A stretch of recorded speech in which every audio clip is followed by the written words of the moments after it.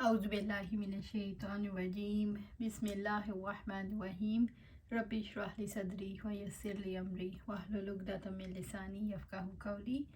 ہم دیکھ رہے تھے طب نبوی صلی اللہ علیہ وآلہ وسلم اور دیکھ رہے تھے نظر بد کا علاج۔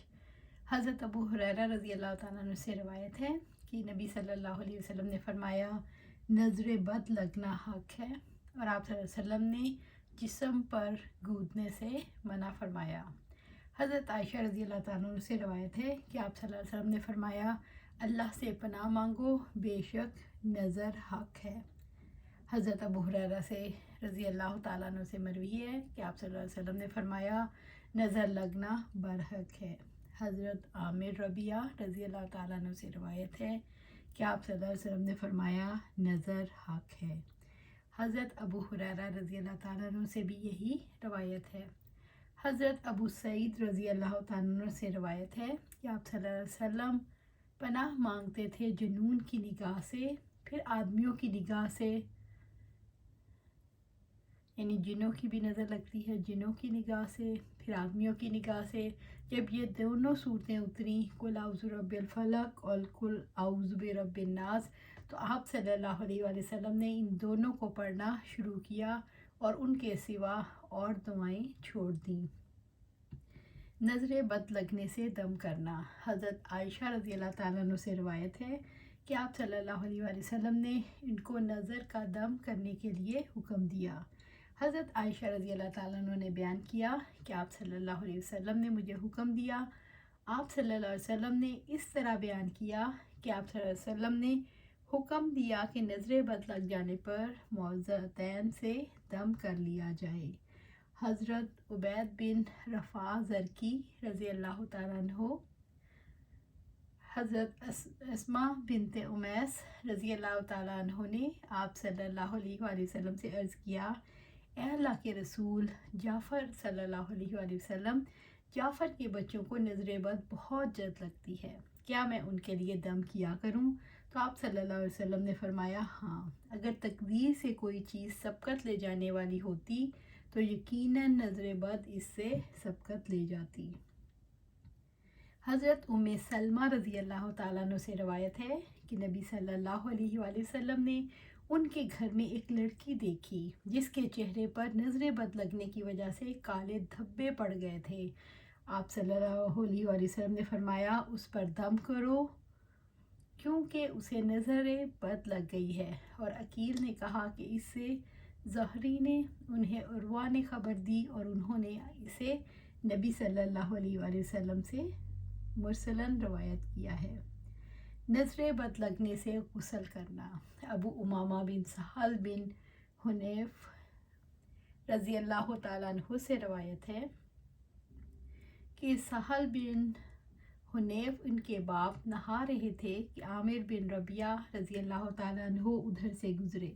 انہوں نے کہا میں نے تو ایسا آدمی نہیں دیکھا، پردہ والی عورت کا بھی تو بدن ایسا نہیں دیکھا۔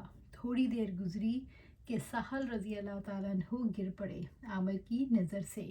لوگ ان کو آپ صلی اللہ علیہ وآلہ وسلم کے پاس لائے اور عرض کیا سہل کی خبر لیجئے، وہ گر پڑا ہے۔ آپ صلی اللہ علیہ وسلم نے فرمایا تمہارا گمان کس پر ہے، یعنی کس کی نظر لگی ہے؟ انہوں نے کہا عامر پر۔ آپ صلی اللہ علیہ وآلہ وسلم نے فرمایا بھلا یہ کیا بات ہے کہ تم میں سے کوئی اپنے بھائی کو قتل کرتا ہے نظر بد سے؟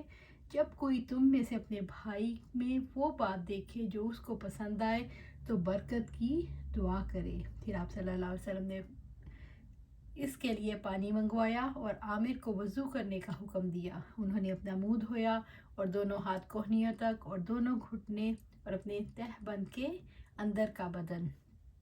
آپ صلی اللہ علیہ وسلم نے وہ پانی سہل پر ڈالنے کا حکم دیا۔ سفیان نے کہا معمر نے زہری سے یوں روایت کی کہ آپ صلی اللہ علیہ وسلم نے حکم دیا کہ وہ برتن سہل کے پیچھے سے ان پر اوندھا کر دیا جائے۔ حضرت ابن عباس رضی اللہ تعالیٰ عنہ فرماتے ہیں کہ آپ صلی اللہ علیہ وآلہ وسلم نے فرمایا اگر کوئی چیز تقدیر سے سبقت لے جانے والی ہوتی تو وہ نظر بد ضرور اس سے سبقت لے جاتی۔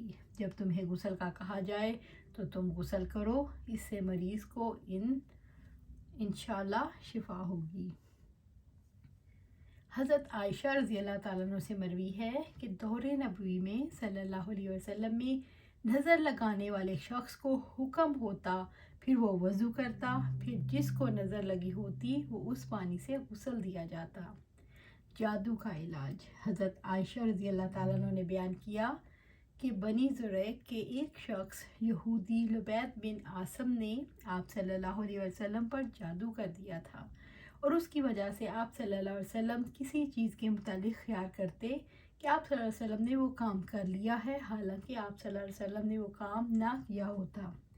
ایک دن یا راوی نے بیان کیا کہ ایک رات آپ صلی اللہ علیہ وسلم میرے یہاں تشریف رکھتے تھے اور مسلسل دعا کر رہے تھے۔ پھر آپ صلی اللہ علیہ وسلم نے فرمایا، عائشہ رضی اللہ تعالیٰ عنہ، تمہیں معلوم ہے اللہ تعالیٰ سے جو بات میں پوچھ رہا تھا اس نے اس کا جواب مجھے دے دیا۔ میرے پاس دو فرشتے حضرت جبرائیل علیہ السلام اور حضرت میکائیل علیہ السلام آئے۔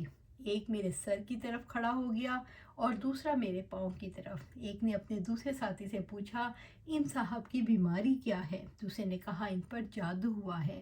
اس نے پوچھا کہ کس نے جادو کیا؟ جواب دیا کہ لبید بن عاصم نے۔ پوچھا کس چیز میں؟ جواب دیا کہ کنگھے اور سر کے بال میں جو نر کھجور کے خوشے میں رکھے ہوئے ہیں۔ سوال کیا، اور یہ جادو ہے کہاں؟ جواب دیا، زروان کے کنویں میں۔ پھر آپ صلی اللہ علیہ وسلم نے اس کنویں پر اپنے چند صحابہ رضی اللہ تعالیٰ عنہ کے ساتھ تشریف لے گئے، اور جب واپس آئے تو فرمایا، عائشہ رضی اللہ تعالیٰ عنہ، اس کا پانی ایسا سرخ تھا جیسے مہندی کا نچوڑ ہوتا ہے، اور اس کے کھجور کے درختوں کے سر اوپر کا حصہ شیطان کے سروں کی طرح تھے۔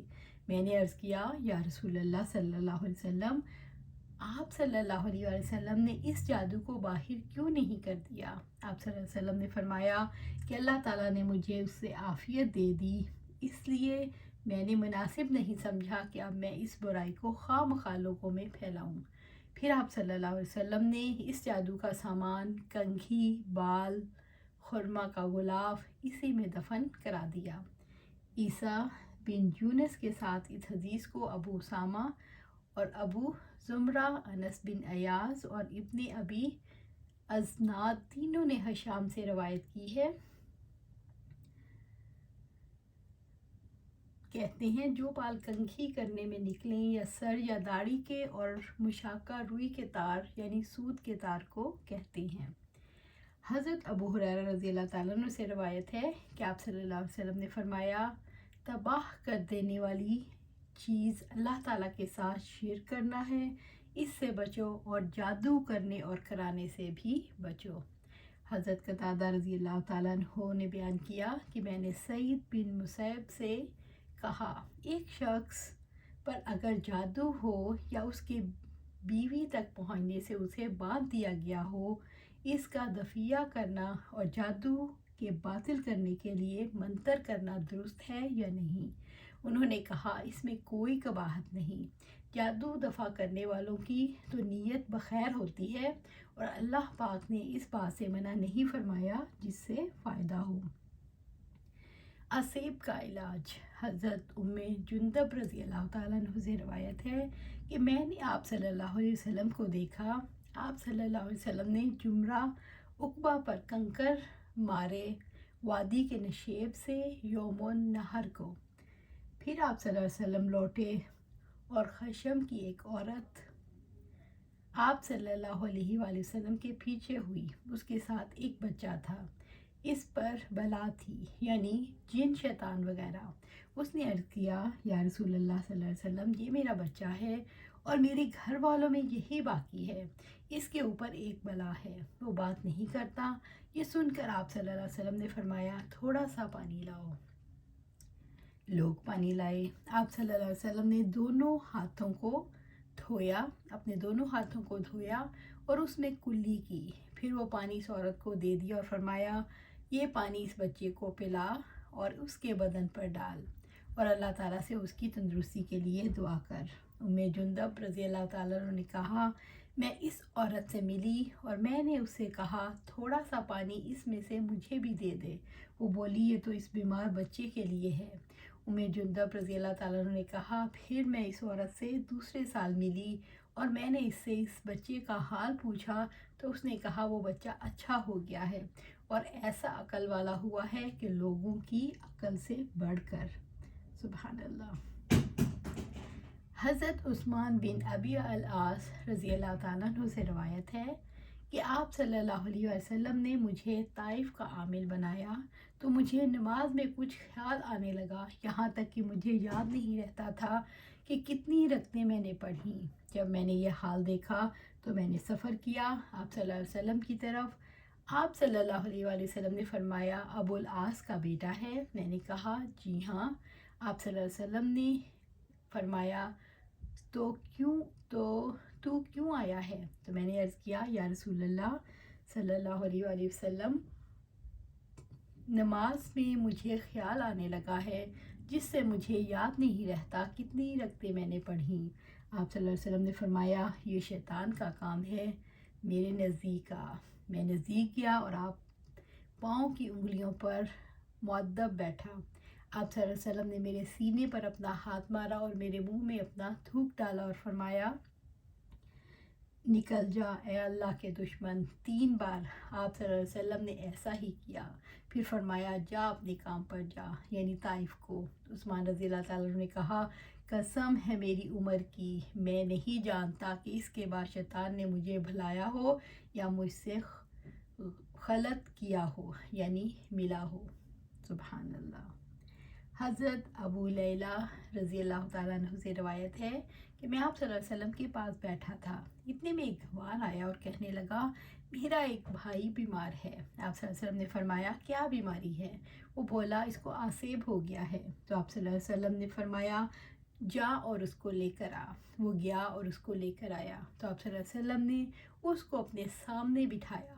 میں نے سنا آپ صلی اللہ علیہ وسلم نے سورۃ الفاتحہ اس پر پڑھی، پھر 4 آیتیں شروع سورۃ بقرہ کی اور 2 آیتیں اس کے بیچ کی، وَإِلَٰهُكُمْ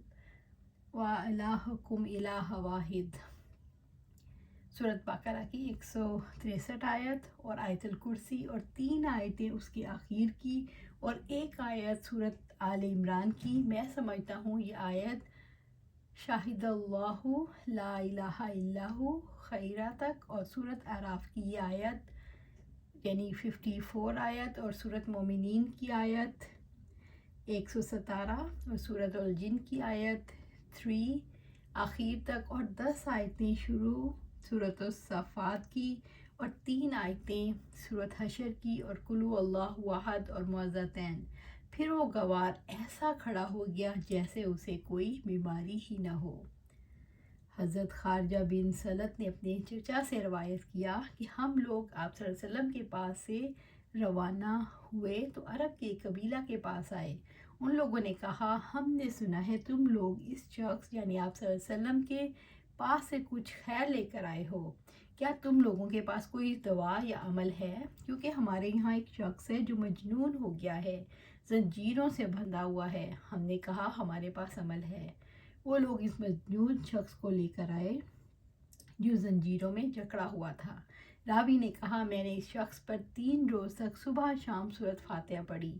میں تھوک اپنے منہ میں اکٹھا کرتا تھا پھر اس کو تھوک دیتا تھا۔ راوی نے بیان کیا پھر وہ شخص اس طرح سے اچھا ہو گیا جیسے کوئی قید سے رہا ہو جاتا ہے۔ ان لوگوں نے اس کے عوض مجھ کو مزدوری دی۔